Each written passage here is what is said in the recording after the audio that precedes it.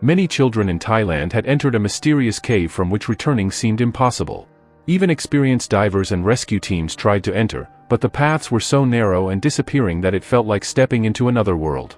The story begins in a small town in Thailand where several children were joyfully playing football. Their team was performing excellently in the current tournament, winning match after match. On this particular day, it was one boy's birthday. Everyone knew about it and decided to celebrate, but no one imagined how costly this celebration would become. The team discussed celebrating in a nearby cave. Though the cave seemed ordinary at first glance and by sound, researchers who had attempted to explore it thoroughly believed that entering was possible, but leaving was nearly impossible due to the mysterious region. Despite the warnings, the children decided to go there to celebrate. The boys' parents were aware of the birthday, so they had prepared multiple celebrations at home, completely unaware that their children were heading to the cave with their coach. While the parents waited anxiously for the kids to return, the players and coach reached the cave, called Tam Luang, and entered without hesitation. Their only thought was to explore and find a good spot to celebrate. Gradually, the cave path narrowed, and sharp rocks threatened cuts upon contact. Scientists had divided the cave into 3 chambers at different distances, warning that Chamber 3 led to an unknown, uncharted area where no research had continued. All the football players had passed Chamber 1 and were moving toward Chamber 2 as heavy rain began to flood the area. Meanwhile, at home, the parents had finished preparing the celebration but anxiously waited for their children. One boy from the team, who had arrived late and missed the cave trip, informed the parents of the situation. Shocked and terrified, they rushed to the cave, unsure of their children's location or condition, while the rain continued to flood the cave halfway. Hours passed outside with no sign of the children, forcing the parents to alert the rescue team. Several rescue members arrived quickly, equipped with oxygen cylinders, ready to start the search. They knew surviving in the cave for so long was extremely difficult due to dwindling oxygen. Suddenly, a man named Vern, familiar with the cave, approached the head of the rescue team, claiming he knew the cave and showing a map marking multiple locations. He could potentially guide the team to the children. As night fell and the cave filled further with water, normal rescuers could no longer continue, prompting a specialized diving team to enter with suits to search for the children. Gradually moving forward, they passed Chamber 1 and Chamber 2 after traveling for a long time. Now came the turn of Chamber 3, where the children had gone missing. Last time, the children were seen near this chamber, but the problem was that the path beyond it was extremely difficult, causing even the most experienced divers to struggle. Time was passing, and the parents waiting outside were growing increasingly anxious. Their fears intensified when they saw several injured divers emerging from the cave, many hurt during exploration. The parents worried that if highly trained professionals could barely survive, what could have happened to their children after all this time? Tension escalated as news of the situation spread, and gradually citizens learned that multiple children were trapped inside the cave and several rescuers had risked their lives to save them, yet no results had emerged. By morning, the cave's flooded water was pumped out completely to speed up the search, as water had slowed progress. When the children had first entered, there had been no water, which might explain how they had managed to move past Chamber 3 so easily. Hearing the news, the mayor arrived at the site, instructing all rescue officials to do everything to save the children without risking their lives, though politically, he also stood to gain.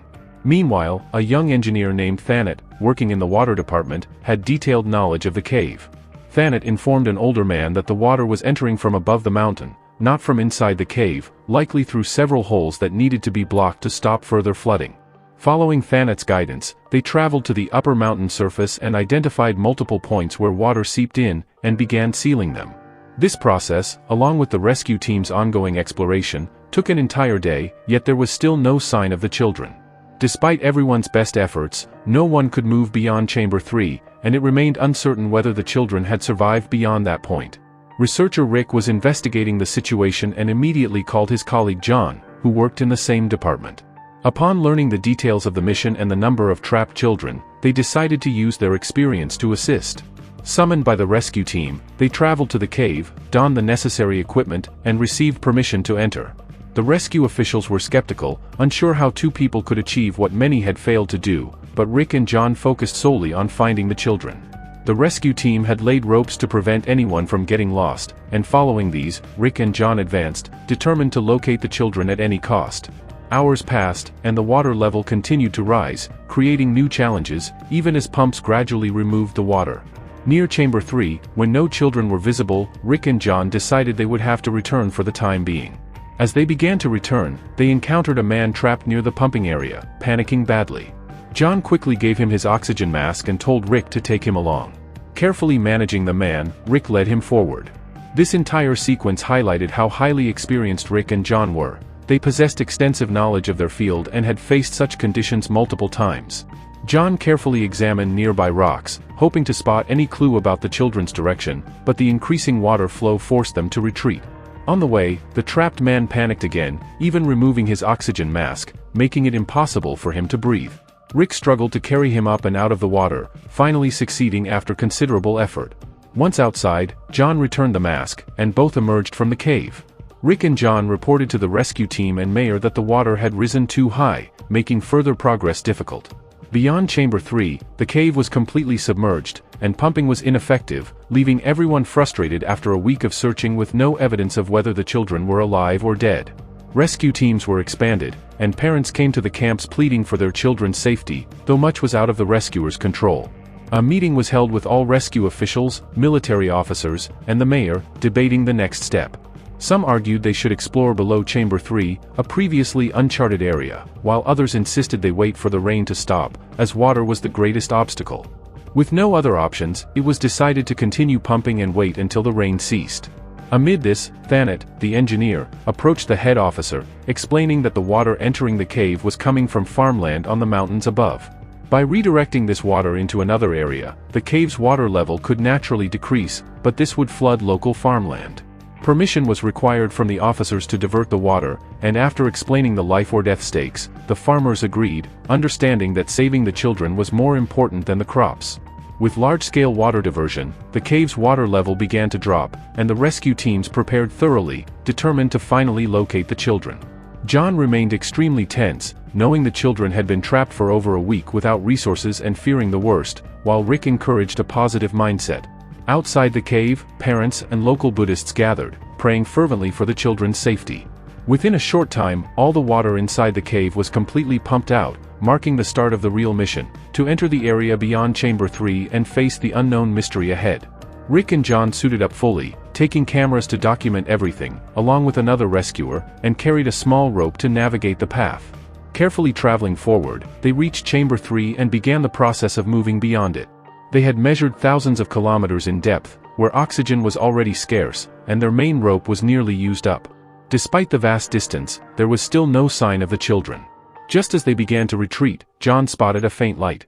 Following it, they were shocked to find all the children standing ahead, alive and safe despite being trapped for so many days.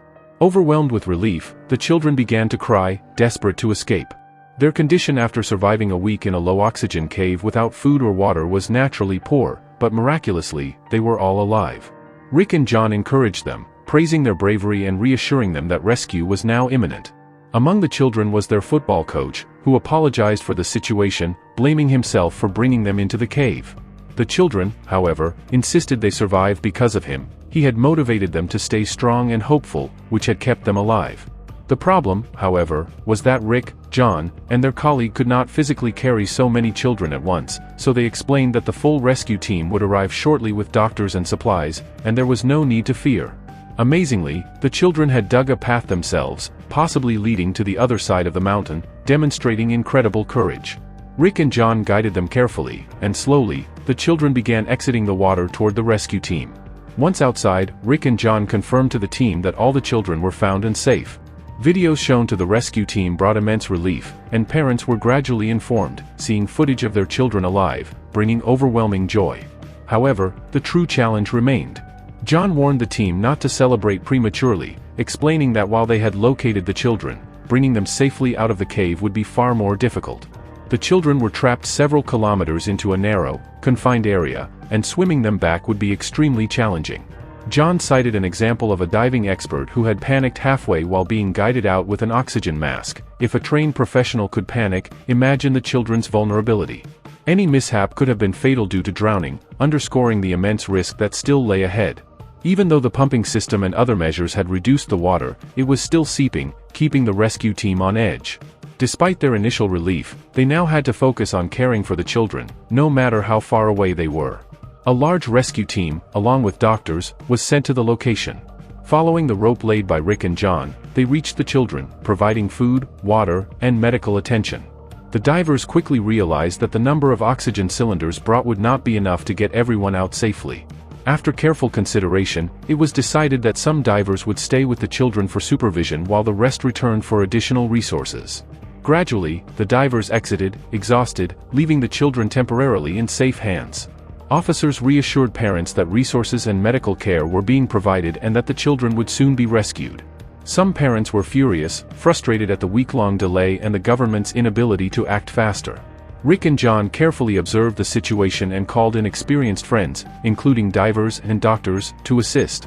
Jake and Chris, skilled divers, went in despite the extreme depth challenges and delivered resources, along with letters from the children's parents. The children read the letters, even writing back to their parents, while their coach witnessed that no parent blamed him. In fact, all parents thanked the coach for keeping their children alive. After ensuring proper care, the divers returned. Dr. Harry, a seasoned surgeon who had handled dangerous cases, arrived, and John proposed using anesthesia to calm the children for the extraction. Harry strongly opposed the idea, warning that even a small dose could trigger a heart attack or panic mid-journey, risking their lives. Respecting his expertise, John and Rick abandoned the plan. Meanwhile, Josh, a diver, went in with his team, but his oxygen tank became stuck and started leaking while trying to free it. With oxygen running out and no backup, he tragically drowned before help could reach him. The remaining rescuers retrieved his body, leaving everyone devastated and painfully aware of the risks involved in the mission. At this point, the team realized the full gravity of the situation. If even highly trained drivers and experts were struggling to navigate the treacherous paths, how could a group of small, terrified children possibly make it through such a distance on their own? The mayor, understanding the imminent danger, immediately arrived on site and made it clear no drivers would be allowed to attempt the rescue. The responsibility of bringing the children to safety would fall entirely on the rescue team. The plan devised by Rick, John, and Dr. Harry was now brought forward. The children would be sedated with carefully administered anesthetic injections to ensure they remained calm and still while being carried through the cave's narrow, water-filled passages. The mayor's first concern was the risk involved. Dr. Harry explained in no uncertain terms that there was a 50% chance the children would survive the journey, emphasizing that no one could guarantee absolute safety. If a child awoke midway, panic could lead to drowning or other fatal accidents. Despite the fear, there was no alternative. The children had to be rescued. The mayor approved the plan, instructing that the details remain strictly confidential, hidden from both the parents and the children, to avoid panic. With permission secured, Rick, John, and the team immediately began preparations, sourcing the anesthetic, readying the dive suits, and organizing the medical team to be stationed outside the cave. John, en route to his camp, was handed a simple thread by some parents, a small blessing from Buddhist monks who had been praying for the children's safety. John wasn't particularly superstitious, but he kept the thread as a talisman. The plan was meticulous. Dr. Harry loaded the anesthetic into multiple syringes and explained the process. Each child would be sedated individually, allowing the team to transport them safely in stages. Along the route, the rescuers would pause intermittently, ensuring the children remained stable and could be moved efficiently. Slowly, systematically, the rescue team set off toward the children. Hours of careful travel later, they finally reached the children. The children's faces lit up with relief and joy upon seeing the rescuers. They had survived days of fear and uncertainty in a cave with dwindling oxygen and rising water. The team informed the children's football coach that only 4 children could be carried at a time. The youngest children were prioritized, though there were complications. One child's oxygen mask did not fit properly, delaying the process until a suitable replacement could be arranged. Once the first group of 4 was secured, Dr. Harry administered the anesthetic, and the children, now unconscious, were fitted with full dive suits and carefully guided into the water. Jack, one of the drivers, struggled immensely with the weight and the underwater currents, but refused to abandon the children. Midway through the journey, one child began to awaken, but Rick quickly stabilized him and administered a second dose, preventing a potentially fatal panic. Using this method, the team managed to extract 3 more children successfully. One child arrived outside the cave barely breathing, but after immediate CPR, he finally drew a full, steady breath. For the rescue team, this was their greatest achievement yet. 4 children, saved against overwhelming odds. After a brief respite, the divers returned to the cave for the remaining children. The team had learned from the first rounds. They carefully tied floating bottles to each child's limbs to keep them at the surface and prevent drowning. By now, over half of the children had been rescued, and the divers resolved that this would be their final underwater extraction. But nature had one more challenge in store. That night, heavy rainfall surged, raising the cave's water level dangerously. Still, the rescuers had no choice, they had to continue. With renewed determination, they prepared to enter the cave once more, aware that the final stage of the mission would test every ounce of their courage, skill, and endurance. But they had no choice, they had to try, and somehow, they had to save the remaining children. The team reformed their formation and moved toward the children, who were now reduced to just 5. John provided a new mask for the smallest child, which initially didn't fit properly. After administering the anesthesia injections to all the children, they began the careful process of bringing them back. One extra child was being carried by Chris. Chris wasn't very experienced, so he was understandably nervous, yet he continued steadily, holding onto the secured rope. John and the other team members, each carrying a child, advanced carefully. At this point, Rick, slightly panicked, grabbed a cable instead of the rope, only to realize it led in a different direction. Chris, following him, quickly recognized that they had lost their way. With a child's life in his care, Chris moved aside, waiting for additional help to arrive. Meanwhile, John and the others had already made it outside with their children. Fortunately, Rick was on his way back, and just then, he heard Chris calling out. He rushed to him and said, "I'll send Harry to help." Rick immediately ensured the children with him were safely outside and informed Harry.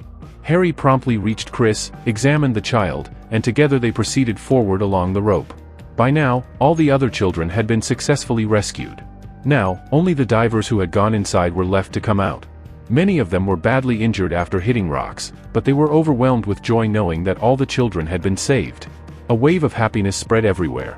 Not a single child had lost their life, and all of them had been successfully rescued.